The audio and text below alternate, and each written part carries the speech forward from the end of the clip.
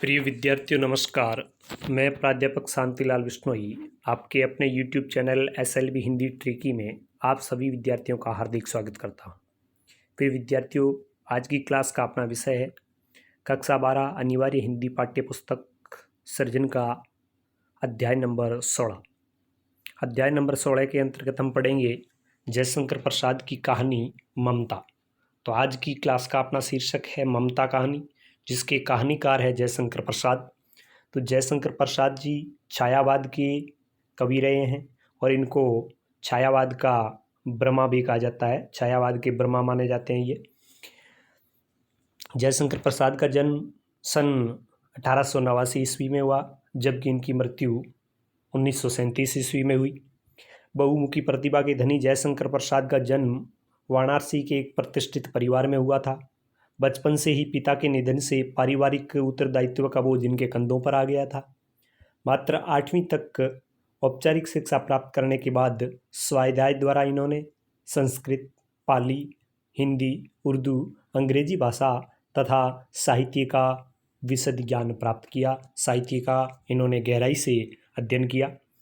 प्रसाद जी की रचनाओं की बात करें तो प्रसाद की रचनाएं भारत के गौरवमय इतिहास और संस्कृति से अनुप्रमाणित है। बहुत बढ़िया प्रश्न है, क्योंकि इनकी रचनाओं में अधिकतर भारत के गौरवमय इतिहास और भारतीय संस्कृति का वर्णन अपने को पढ़ने को मिलता है। कामायनी इनका सर्वाधिक लोकप्रिय महाकाव्य है। इनका सबसे लोकप्रिय महाकाव्य है, उसका नाम है कामायनी। इन्होंने आनंदवाद की नई संकल्पना समरसता का संदेश निहित है। जो कामायनी महाकाव्य है, इसमें आनंदवाद की नई एक कल्पना समरसता का संकेत या संदेश निहित है। प्रेम, समर्पण, कर्तव्य और बलिदान की भावना से ओतप्रोत उनकी कहानियाँ पाठक को अभिभूत कर देती है, मोहित कर देती है। इनकी प्रमुख रचनाएं झरना, आंसू, लहर, कामायनी और प्रेम प्रतीक ये इनके काव्य है।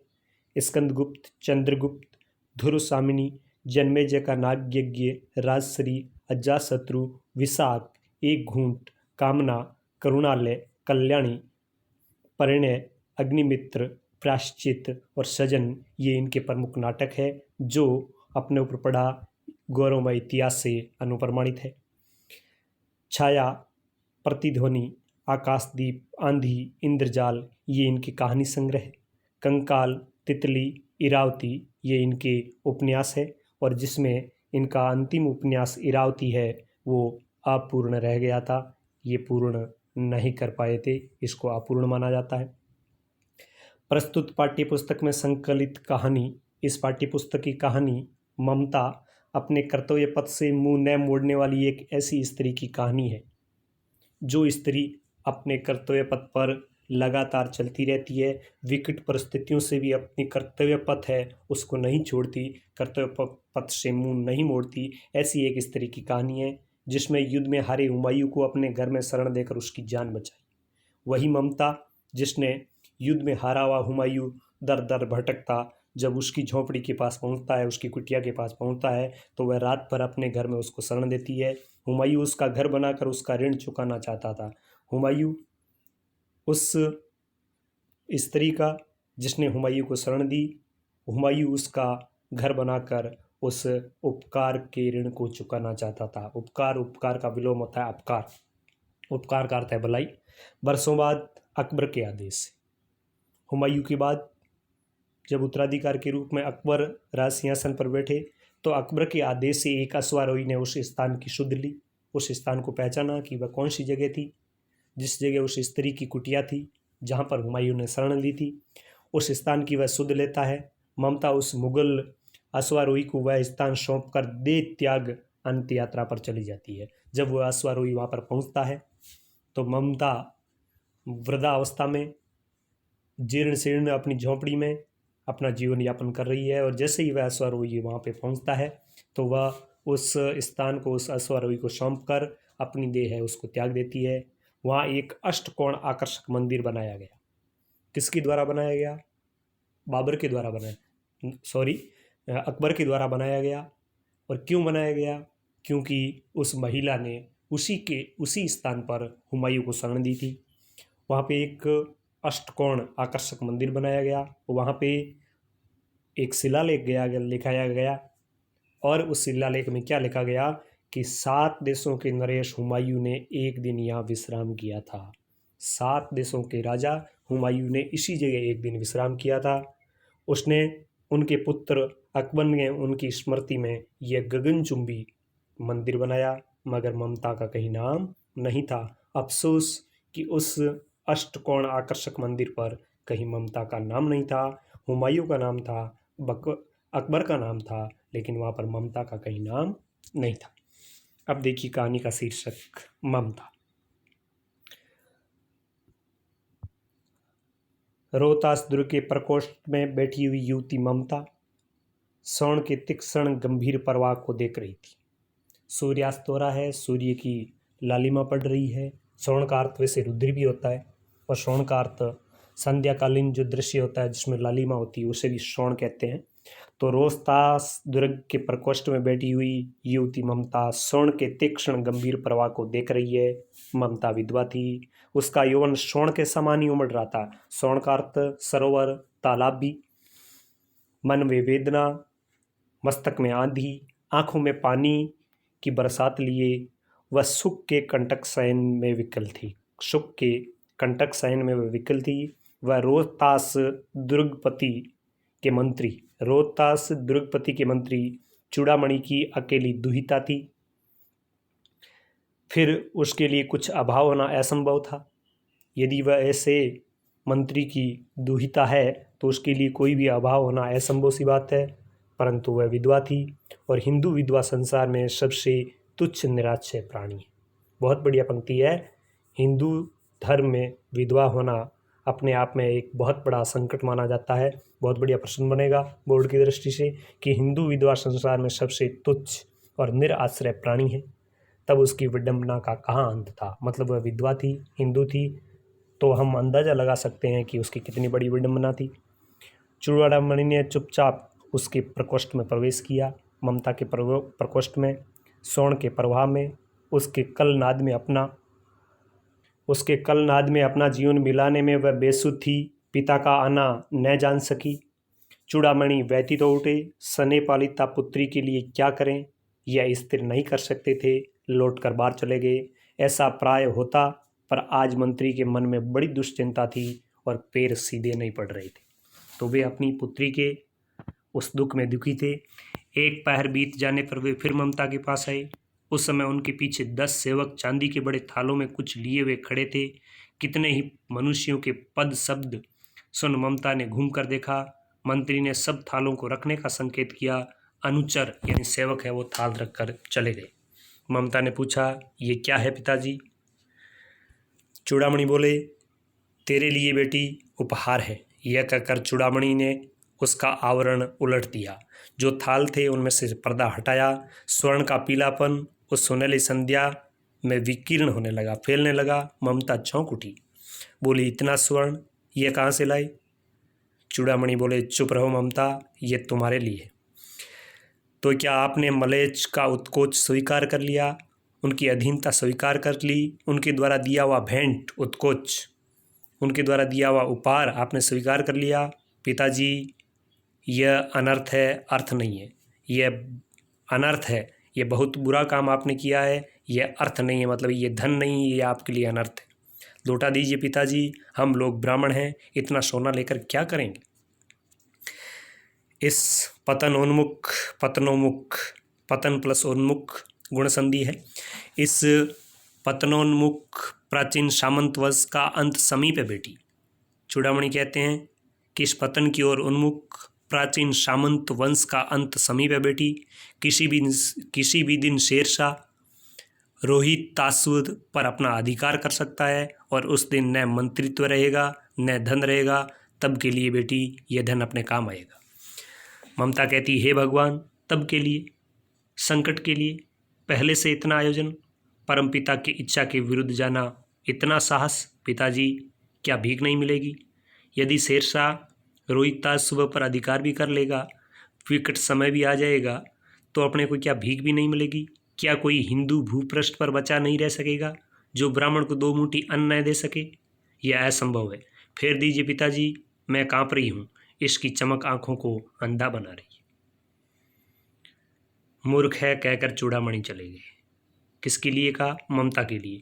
दूसरे दिन जब डोलियों का तांता भीतर आ रहा था, ब्राह्मण मंत्री चूड़ामणि का हृदय धक धक करने लगा था। वह अपने आप को रोक न सका।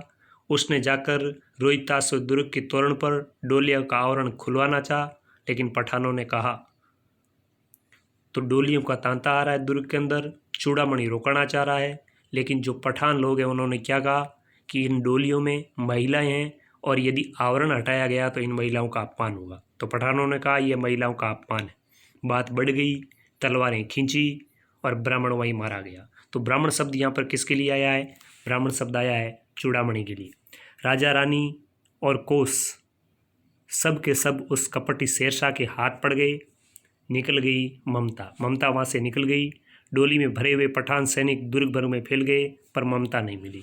तो उन डोलियों में कौन थे? पठान सैनिक। अब होता क्या है कि काशी के उत्तर धर्मचक्र विहार मौर्य और गुप्त सम्राटों के कीर्ति का खंडर है। एक जगह का नाम काशी के उत्तर धर्मचक्र विहार। काशी के उत्तर में धर्मचक्र विहार जो मौर्य और गुप्त सम्राटों की कीर्ति का खंडर है। मतलब वहाँ पर मौर्य राजाओं ने, गुप्त राजाओं ने शासन किया था और आज भी उनकी याद वहाँ पर अमिट है। भग्न चूड़ा, तृण गुल्मों से ढके हुए प्राचीर यानी दीवार, ईंटों के ढेर में बिखरी हुई भारतीय शिल्प की विभूति ग्रीष्म की चंद्रिका में अपने को शीतल कर रही थी। जहाँ पंचवर्गीय भिक्षु गौतम का उपदेश ग्रहण करने के लिए पहले मिले थे, उसी स्तूप के भग्नावशेष यानी खंडहर की मलिन छाया में एक झोंपड़ी के दीपालोक में एक स्त्री पाठ कर रही है। वह स्त्री कौन? वह स्त्री कोई और नहीं, वह ममता है। वह कह रही है अन्यांश चिंत्यतो माँ ये जनहा पर्युपास्ते। पाठ रुक गया। वह कल्याण की कामना कर रही है। अनन्य अनिश्चिंत अंत माँ ये जना पर्युपास्ते। पाठ रुक गया। एक भीषण और हताश आकृति दीप के मंद प्रकाश में सामने पड़ी। स्त्री उठ खड़ी। उठकर उसने कपाट बंद करना चाहा, परंतु उस व्यक्ति ने कहा माता मुझे आश्रय चाहिए। तो वह पाठ कर रही थी। सामने एक आकृति थी और जैसे ही उसने दरवाज़ा बंद करने की कोशिश की तो सामने जो व्यक्ति खड़ा था उसने कहा माता मुझे आश्रय चाहिए। स्त्री बोली तुम कौन हो? यह स्त्री ने पूछा। मैं मुगल हूँ। चौसा युद्ध में शेरशाह से विपन्न होकर रक्षा चाहता हूँ। विपन्न होकर, आहत होकर, घायल होकर, हार कर तुमसे रक्षा चाहता हूँ। तो चौसा का युद्ध शेरशाह सूरी और हुमायूं के बीच हुआ। इस रात अब आगे चलने में असमर्थ हूँ। ममता बोली क्या शेरशाह से? स्त्री ने अपने होठ काट ली। होठ काट ली मतलब क्रोध प्रकट किया कि क्या तुम शेरशाह से हार गए? वह व्यक्ति बोला हाँ माता। ममता बोली परंतु तुम भी वैसे ही क्रूर हो। वही भीषण रक्त की प्यास, वही निष्ठुर प्रतिबिंब तुम्हारे मुख पर भी है। सैनिक मेरी कुटी में स्थान नहीं है, जाओ कहीं दूसरा आश्रय खोज लो। वह व्यक्ति बोला गला सूख रहा है, साथी छूट गए हैं। प्रिय विद्यार्थियों ध्यान दीजिए, ये कोई और व्यक्ति नहीं, ये हुमायूं है। गला सूख रहा है, साथी छूट गए, अश्व गिर पड़ा है, इतना थका हूँ इतना। कहते कहते ये व्यक्ति धम से बैठ गया और उसके सामने ब्रह्मांड घूमने लगा। स्त्री ने सोचा ये विपत्ति कहाँ से आई। उसने जल दिया, मुगल के प्राणों की रक्षा हुई। वह सोचने लगी ये सब विधर्मी दया के पात्र नहीं है। मेरे पिता का वध करने वाले ये अत्याचारी है। घृणा से उसका मन विरक्त हो गया। स्वस्थ होकर मुगल ने कहा माता तो फिर मैं चला जाऊं? स्त्री विचार कर रही थी मैं ब्राह्मणी हूँ, मुझे तो अपने धर्म अतिथि देव की उपासना का पालन करना चाहिए, परंतु यहाँ नहीं, ये सब विधर्मी दया के पात्र नहीं है। परंतु ये दया तो नहीं, कर्तव्य करना है। तब मुगल अपनी तलवार टेकर खड़ा हुआ। ममता ने कहा क्या आश्चर्य है कि तुम भी छल करो? ममता ने पूछा। इसमें आश्चर्य की कोई बात नहीं है कि मैं तुम्हें यहाँ रुकने के लिए जगह दूं और तुम छल कर लो। वह मुगल बोला छल नहीं, तब नहीं स्त्री। वह कह रहा है छल नहीं कर सकता और यदि सामने स्त्री है तो मैं और छल करने की बात भी नहीं सोचता। जाता हूँ, तैमूर का वंशधर स्त्री से छल करेगा? जाता हूँ, भाग्य का खेल है। मतलब कभी 7 देशों का राजा था, आज दर दर भटकता फिर रहा हूँ। तो ये पंक्ति किसकी है? भाग्य का खेल है, ये हुमायूं की पंक्ति है। ममता ने मन ही मन कहा, यहाँ कौन दुर्ग है, ये झोंपड़ी ने जो चाहे ले ले, मुझे तो अपने कर्तव्य का पालन करना पड़ेगा। वह बाहर चली आई और मुगल से बोली, जाओ भीतर थके हुए भयभीत पथिक, तुम चाहे कोई हो, मैं तुम्हें आश्रय देती हूँ। मैं ब्राह्मण कुमारी हूँ, सब अपना धर्म छोड़ दें तो मैं अपना धर्म नहीं छोड़ूंगी, मैं धर्म नहीं छोड़ दूंगी। मुगल ने चंद्रमा के मंद प्रकाश में वह महिमामय मुखमंडल देखा। उसने मन ही मन उस मूर्ति को नमस्कार किया। उस ममता के चेहरे को देखकर ममता को नमस्कार किया। ममता पास की टूटी हुई दीवारों में चली गई। भीतर थके पथिक ने झोंपड़ी में विश्राम किया। प्रभात में खंडहर की संधि से ममता ने देखा, सैकड़ों अश्वारोही इस प्रांत में घूम रहे हैं। वह अपनी मूर्खता पर अपने आप को कोस रही थी। तो वो अश्वारोही शेरशाह के सैनिक हो सकते हैं, तो वो हुमायूं को ढूंढ रहे थे। ममता अपनी मूर्खता को कोसने लगी क्योंकि उसने एक शत्रु को यहाँ पे जगह दी थी। अब उस झोंपड़ी से निकलकर उस पथिक ने कहा, मिर्जा मैं यहाँ हूँ। शब्द सुनते ही प्रसन्नता की चित्कार ध्वनि से वह प्रांत गूंज उठा। ममता अधिक भयभीत हुई।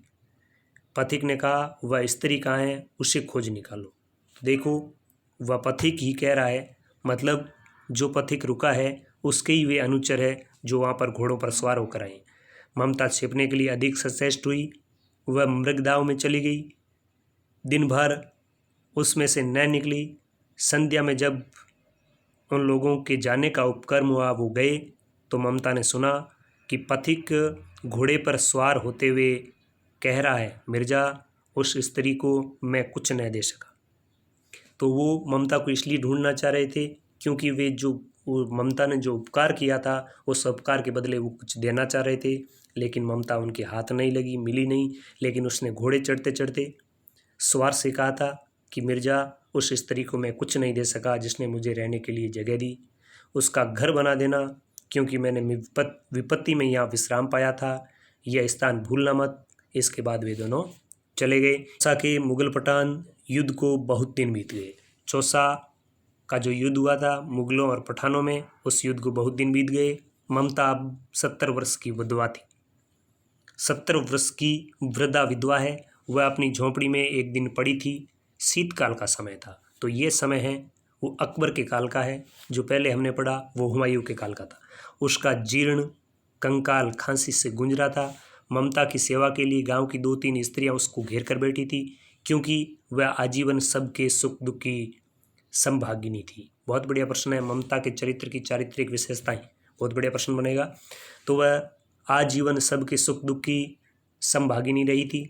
ममता ने जल पीना चाहा, एक स्त्री ने सीपी से जल पिलाया।